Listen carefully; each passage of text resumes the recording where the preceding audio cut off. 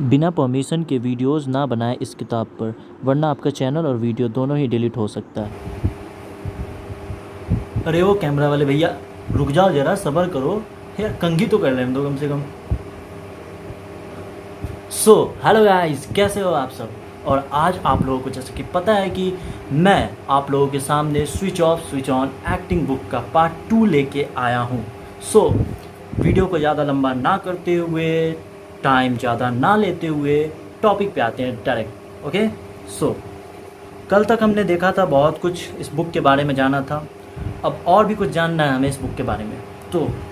और हाँ, अगर आप इस चैनल पर नए हैं तो सब्सक्राइब कीजिए, बेल आइकन को दबाइए ताकि न्यू अपडेट्स आपके पास आते रहे और कोई भी वीडियो आपसे मिस ना हो पाए। और हाँ, वीडियो पूरा एंड तक देखना, वरना अगर बीच में आप स्किप करोगे तो सीधी सी बात है कि आपको समझ नहीं आएगी, फिर प्रॉब्लम आपका है, मुझे कोई प्रॉब्लम नहीं है। Let's start. फिर आगे यहाँ एक टॉपिक आती है इस बुक में जिसका नाम है अंदर से बाहर की ओर। अंदर से बाहर की ओर, यह बहुत ज़रूरी है एक्टिंग में जानना कि जो बाहर लोगों को दिख रहा है, आपका एक्सप्रेशन, आपकी बॉडी लैंग्वेज और आपके कहने का अंदाज, वह आपके अंदर से ही उपजा है। इसलिए एक्टर के तौर पर आपको ध्यान देना है आपकी अंदरूनी चीज़ों पर, जैसे आपकी संवेदनाएं और भावनाएं जो आपको प्रकट करनी है, वो कहाँ से उठ सकती है। उसको समझना, उसको जानना और उसको जगाना बहुत ज़रूरी है। तो अब तक इस बुक में ये चीज़ लिखा गया, यहाँ ये पॉइंट मेंशन किया गया है कि आपकी जो बाहरी चीज़ होती है, जो आप दिखाते हैं सामने ऑडियंस को, आप दिखाते हैं, आप एक्सप्रेशन दिखाते हैं, आप अपनी बॉडी लैंग्वेज दिखाते हैं और आपके कहने का अंदाज, ये सब कुछ जो है वो आपके अंदर से ही उपजा हुआ है, ये आपको भी पता है। तो इसलिए हमें उसको समझना है, उसको जानना है और उसको जगाना बहुत ज़रूरी है। आगे, जैसे ही अंदरूनी रूप से आप उनको जगा देंगे तो उसकी जो अभिव्यक्ति होगी वह बाहरी तौर पर दर्शकों के सामने कैमरे के द्वारा नज़र आएगी।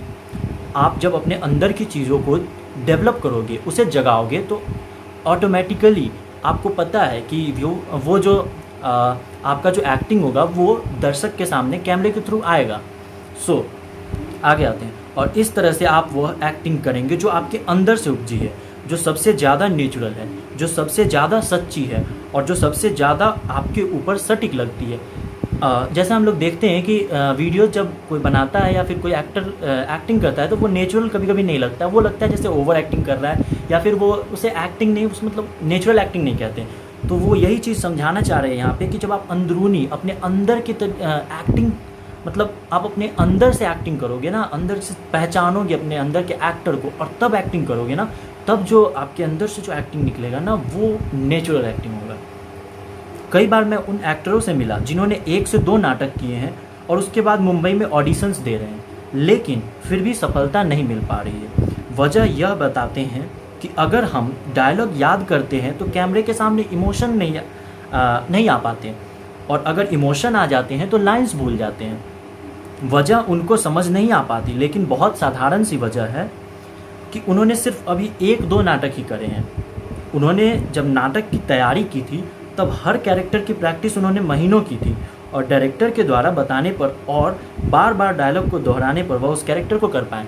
मतलब ये यहाँ पे ये कहना चाहते हैं वीरेंद्र राठौर सर कि कुछ ऐसे एक्टर्स से वो मिले जो 1-2 नाटक करने के बाद मुंबई में ऑडिशंस देने चले आए, और वो बताते हैं कि उनके फेल्योर होने के पीछे का रीज़न ये है, उन्हें डायलॉग याद नहीं होता है, या फिर कैमरे के सामने वो अपना इमोशंस नहीं ला पाते हैं, या फिर इमोशंस आ जाते हैं तो लाइंस भूल जाते हैं। तो वही यहाँ सर बता रहे हैं कि वजह उनको ये समझ में नहीं आती है, मतलब जो सही वजह है वो उनको समझ नहीं आती है। लेकिन सबसे साधारण वजह यह है कि जब वह नाटक का प्रिपरेशन थिएटर में कर रहे थे ना, तो वहाँ उन्हें 1-2 महीने मिलते थे जब वो इस चीज़ को प्रैक्टिस करते थे, कैरेक्टर को समझते थे और तब वहाँ पे नाटक करते थे, तो उन्हें कोई प्रॉब्लम नहीं होता था। पर यहाँ जब वो ऑडिशंस देने आते हैं तो आपको भी पता है कि ऑडिशंस में एक टाइम लिमिट होती है। चलो मानते हैं कि सुबह के 6 बजे से शाम के 6 बजे तक आपको दिया जाता है ऑडिशंस वीडियो की, आप इस पर मतलब ऑडिशन का स्क्रिप्ट जिस पे कि आप प्रिपरेशन करो, लेकिन अगर कहते हैं ना कि अगर ज़्यादा टाइम लोगे तो डायरेक्टर भी समझ लेगा कि ये बंदा ज़्यादा टाइम ले रहा है, तो ये जब ज़्यादा टाइम अभी ऑडिशन में ले रहा है तो शूटिंग के टाइम में क्या होगा, कितने सारे कट करवाएगा, ये इसके डायलॉग्स याद ही नहीं होंगे, तो इस वजह से ये प्रॉब्लम आती है। आगे देखते हैं। लेकिन जब ऑडिशन देने गए तब हर बार नया कैरेक्टर मिला और तैयारी का समय भी 1 महीना ना होकर 10 से 15 मिनट ही मिल पाता है। देखिए जो मैंने अभी कहा वही इस बुक में लिखा गया है, इसलिए वह दोनों में सामंजस्य नहीं बिठा पाते। आपको अगर विजुअल मीडिया में काम करना है तो आपकी तैयारी इतनी तगड़ी होनी चाहिए कि आप एक दिन में 4-5 ऑडिशंस दे सकें, तो हर बार हर ऑडिशंस में जो नया कैरेक्टर मिले उसको आप अच्छे से निभा पाएँ। आगे, और यह तभी संभव है जब आप अंदरूनी रूप से उस निभाए जाने वाले कैरेक्टर को पूरी तरह से भावनात्मक रूप से अपने अंदर संजो लें। विजुअल मीडिया में जितना आप अंदरूनी रूप से उस कैरेक्टर को अपने अंदर संभालेंगे, अपने अंदर आत्मसात कर लेंगे, उतनी ही उसकी अभिव्यक्ति बाहरी तौर पर कैमरे के द्वारा दर्शकों को नजर आएगी। इसलिए एक्टर के तौर पर आपको ध्यान आपके अंदरूनी विकास पर, अंदरूनी समझ पर और अंदरूनी चेतना पर देना होगा। आज से पूरी तरह से समझ जाएं कि जब भी कोई आपको कैरेक्टर और उसका डायलॉग मिलेगा तो सीधा परफॉर्मेंस नहीं करने लग जाएंगे, बल्कि अंदरूनी रूप से उस कैरेक्टर की सभी चीज़ों को आत्मसात करना है और फिर जो लाइन वह बोल रहा है उनको भी उस कैरेक्टर के पॉइंट ऑफ व्यू यानी उसके दृष्टिकोण से आत्मसात करना है। बाकी सब कुछ बाहरी तौर पर अपने आप हो जाएगा और दिखेगा। यहाँ सर ये बताना चाहते हैं कि अगर जैसे आपको आज से ये चीज़ नोट कर लेना है दिमाग में कि जब भी आप ऑडिशंस देने जाते हैं, आपको कोई नया कैरेक्टर मिलता है तो उस कैरेक्टर को एक बार आप रीडिंग देके और डायरेक्ट शुरू मत हो जाइए, मतलब एकदम से आप उसको परफॉर्म करने मत लग जाइए। आपको क्या करना है कि उस पहले कैरेक्टर को समझना है, उसके दृष्टिकोण से समझना है, उसके पॉइंट ऑफ व्यू से समझना है, और जब आप वो चीज़ देख लोगे, समझ लोगे, तो अपने आप ही अंदर से आपकी नेचुरल एक्टिंग बाहर निकल के आएगी। पहले बहुत ज़्यादा तकनीक ऐसी भी आई जिनमें बताया गया कि अगर आपको गुस्सा दिखाना है तो आंखों को चौड़ा करना है, आश्चर्य दिखाना है तो मुंह को ओवल शेप में करना है। यह सब कुछ बहुत ही ज़्यादा आर्टिफिशियल लगता है, एक्टिंग हो गया ये सब, मतलब आर्टिफिशियल टाइप लगता है, ये आपको भी पता है।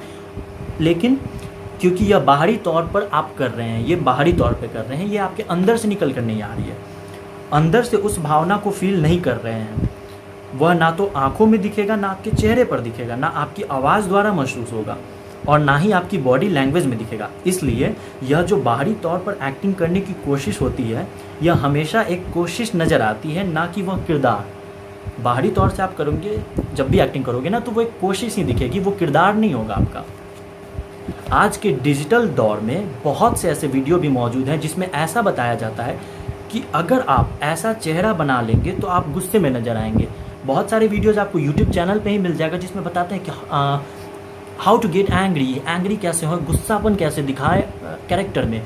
लेकिन वो सब कुछ ना बाहरी तौर से ही नज़र आता है। ये भी वीडियोस में दिखाते हैं कि दुखी नज़र कैसे आएंगे, खुश नज़र कैसे आएंगे, लेकिन यह सभी तकनीक पूरी तरह से प्रैक्टिकल नहीं है, क्योंकि आप जब भी ऐसा करेंगे आप अंदरूनी रूप से उस भावना को महसूस नहीं कर पाएंगे।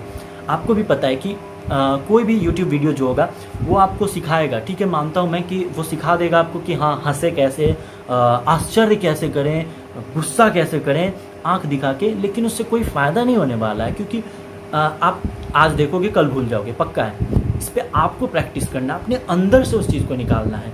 रोना कैसे है तो वो भी मैं ये जब बुक के चैप्टर्स ख़त्म हो जाएंगे उसके बाद मैं भी स्टार्ट करूँगा, आप टेंशन मत लो, मैं सब कुछ बताऊँगा A to Z। आप लोग बस जुड़े रहो मेरे साथ और मेरे चैनल को सब्सक्राइब करके रखो, और साथ ही मतलब मुझे सपोर्ट करो। तो मैं बता रहा हूँ ना, मैं बहुत कुछ आप लोगों को सिखाने वाला हूँ। इस बुक के ख़त्म होने के बाद मैं यही सब सिखाऊँगा कि कैसे रोना है, कैसे क्या करना है, एक एक चीज़ आपको अच्छे तरीके से समझा दूँगा मैं, आप देख लेना।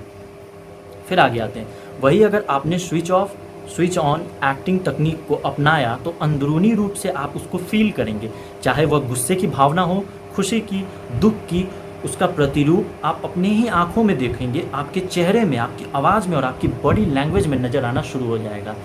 तो यहीं पे ख़त्म होता है ये अंदर से बाहर की ओर।